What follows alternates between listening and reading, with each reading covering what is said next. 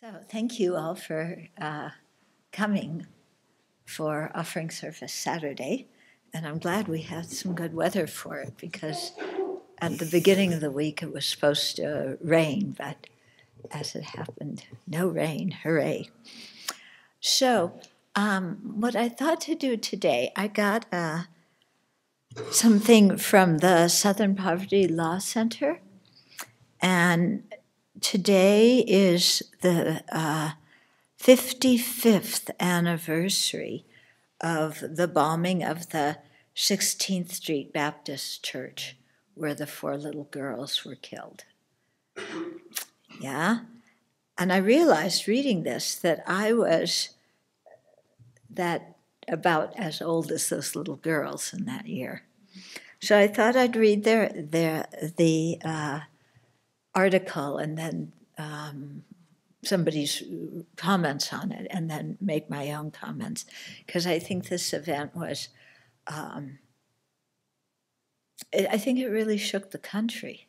I mean, I remember being aware, even though I was only 12 at the time, of like this happening and going, wow, what's going on? Yeah. So it still has repercussions today. So it says, Addie Mae Collins, Denise McNair, Carol Robertson, and Cynthia Wesley were getting ready for church in the basement ladies' lounge when the bomb exploded. They were killed instantly. Many of you may have been preparing for church in the basement of a church, getting ready to do something at some point. Addie Mae, 14, and Denise, 11, had been planning to sing in the choir. Carol, 14, and Cynthia, 14, were going to serve as ushers.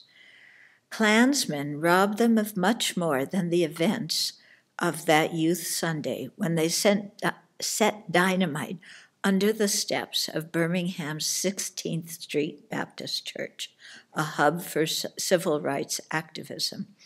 When it went off at 10:21 a.m., taking the lives of those 4 little girls and injuring 20 other people, the bomb shook the entire country and brought national attention to the deadly fight for civil rights being raised in Alabama.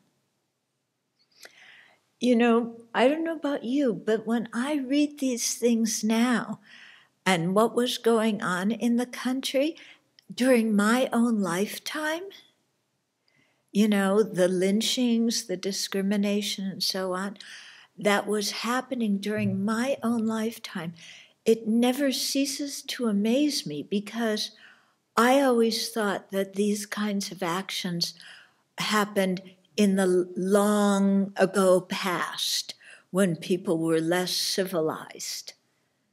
Yeah, that was, when I went to school, because I studied history, and even before I majored in history, it's like, well, history, yeah, you read these things, all these creepy, horrible things people did in the past that have been corrected throughout history by legislation and movements and so on. And so things are going to be different now. That's the view of a young child who doesn't live in those communities. And then realizing a few years later, when you have a wider perspective on life, that yes, there's been legislation, there's been movement, and those same things still happen. So today is the 55th anniversary of that terrible bombing, and the words that Eugene Patterson, then editor of the Atlanta Constitution, wrote the day after it happened, would almost apply to the circumstances we find ourselves in today. So the Southern Poverty Law Center is having that same, like, wow, here it is again happening today. So Eugene Patterson wrote, a Negro mother wept on the street Sunday morning in front of a Baptist church in Birmingham. In her hand she held a shoe, one shoe, from the foot of her dead child. We hold that shoe with her. Every one of us in the white South holds that small shoe in his or her hand. It is too late to blame the sick criminals who handled the dynamite. The FBI and police can deal with that kind. The charge against them is simple. They killed 4 children. Only we can trace the truth. Southerner, you and I, we broke these children's bodies. We watched the stage set without staying it. We listened to the prologue unbestirred. We saw the curtain opening with disinterest. We have heard the play. We who go on electing politicians who heat the kettles of hate. Put that one in bold. We who raise no hand to silence the mean and little men who have their end jokes. We who stand aside in imagined rectitude and let the mad dogs that run in every society slide their leashes from our hand and spring. We, the heirs of a proud South, who protest its worth and demand its recognition, we are the ones who have ducked the difficult, skirted the uncomfortable, cavilled at the challenge, resented the necessary, rationalized the unacceptable, and created the day surely when these children would die. Okay, I'll read a little bit more. First published in the Atlantic Constitution on September 16th, 1963, then read aloud that night on the CBS Evening News with Walter Cronkite. Remember that? When we all heard the same 6 o'clock news with Walter? The column was part of a surge of support for federal civil rights legislation and a campaign for voting rights that followed the tragedy at the 16th Street Baptist Church. Today, the names of these 4 little girls are etched into the Civil Rights Memorial in Montgomery, along with the names of 36 other martyrs of the movement, a permanent reminder of their sacrifice. For all of us in the South and around the rest of the country, the march continues. So, in reading what Eugene Patterson wrote, the way he phrases it as everybody having responsibility for the death of these little kids, I prefer, there's a thing of taking responsibility, and then there's the thing of feeling guilty. And those kinds of words, what he said, if they wake us to be aware of the circumstances around us so that we generate the wish, the call to action so that those things never happen again, that I think is quite good. But to say those words such that people then feel guilty,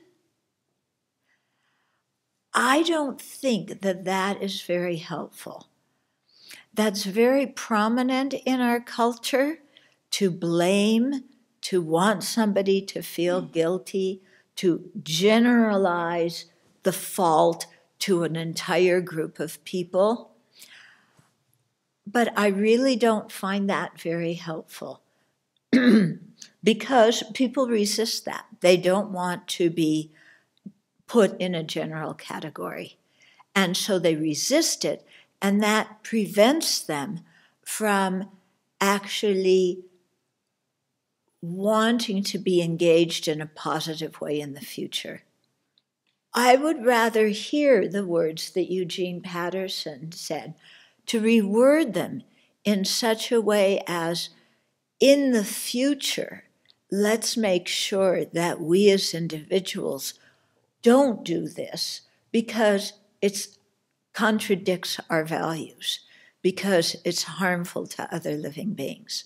So instead of, when tragedy happens, looking back and inflicting pain and fault and blame and guilt, to learn what there is to learn, and then to make our own individual as well as group determinations to do what we can so that this kind of thing never happens again. Yeah, so that we go forward with a sense of hope, not with our feet dragging with guilt. So that's my perspective on it. Having read this story again, though, as an adult, and really remembering when it happened as a kid, and how astounding it was to me as a child that adults would do this, and how equally astounding to me it is as an adult now that adults would behave this way. Yeah. But the thing is to monitor myself and make sure I never get involved in that way of thinking or acting, and then to act in a constructive way to change the situation so that there's no opportunities for others to do that. Now we have a Southerner who wants to speak. When I think of 1965, I think was the date, right? 1963. 63. I was even younger. Still, when I think of the South in 1963 and the people that I knew and loved in 1963, I think his words are actually right on. I think his words are actually right on. To claim responsibility, I don't hear a guilt trip there, but what I hear is wake up. There are people who have perpetrated and perpetuated a way of life and a way of being that is what killed these girls. Not just those, however many Klansmen it was, not just the Klan in Alabama, not just, but a whole subnation of people who happily go along with the status quo, and many disagreed. Many didn't think it was right, but many were not stepping out to make a difference. So I, especially for his time, but I think even for today, to say, look around, we are all culpable if we have not stepped up to try to change something that is wrong and has been wrong for 150 years, but it's been wrong for 300 years. We're still playing the game, he's saying. And everyone who plays this game without lifting a finger and trying to make a change is culpable in the lives of these children in some way. So from a Southerner's point of view, I think he's right. And even as I look around today at what is happening racially in our country still, I still think we're still all responsible. So I think you're right about the guilt. That doesn't help. But especially at that time to say, hey, people, wake up. Look what our unwillingness to look, to move, to act, to be has accomplished. These children are dead. And that's what I'm saying. Yeah, the wake up part. In my opinion, that for pieces such as these that highlight the oppression, inequality, blatant racism, I think it's really important to observe that there's many people who do not agree with the racism, the oppression, and the inequality. Mm-hmm. And so to give them, to empower them to say something, to do something, to offer them some constructive choices on how they can act and what they can do to express their dissent or their disagreement or their view and opinion of a different way of living together in society. And so I think that's part of what articles like this could do, is to offer those ideas, to empower, to encourage, to act people constructively by giving examples of what they can do. Vote, support financially organizations that are fighting for equal rights, that are opposing racism, give to the Poverty Law Center, give to civil rights organizations. So that, because many times people have these feelings, but they just don't know what to do. They haven't been given that information, and so they may not be acting not out of indifference or apathy, but rather because of not having that information. Yeah. And I think another thing in telling people what they can do to counteract this happens in our daily life in a way that sometimes is more difficult for us to act on when we are with somebody who is speaking in a bigoted way. When, we're in a social situation where discrimination is going on, it's much easier to give to an organization than it is in the middle of a situation with people you know to say, we need to look at this. Yeah. And I think that's where a lot of change can occur, when we have the courage and when we have the skillful means to talk to people about these things. If we attack somebody, if we blame them, if we criticize them for speaking in a bigoted way or whatever, that's going to push them away. That doesn't help, We need to find a way to talk to those people, to bring out what is really bothering them, and then to propose different ways of seeing the situation or different ways of meeting their needs, And that is often much more difficult.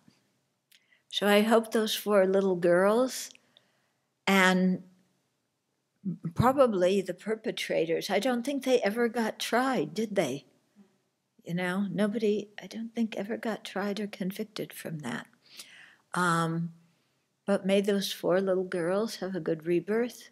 May those perpetrators, come to have regret for what they did. And may they not suffer in the future either. Yeah. May they develop good ethical standards and act according to those and be able to live in peace with other people who are different. Yeah. It's hard to pray for clan members, huh? But we have to. Yeah, they're just people like us, wanting to be happy, not wanting to suffer.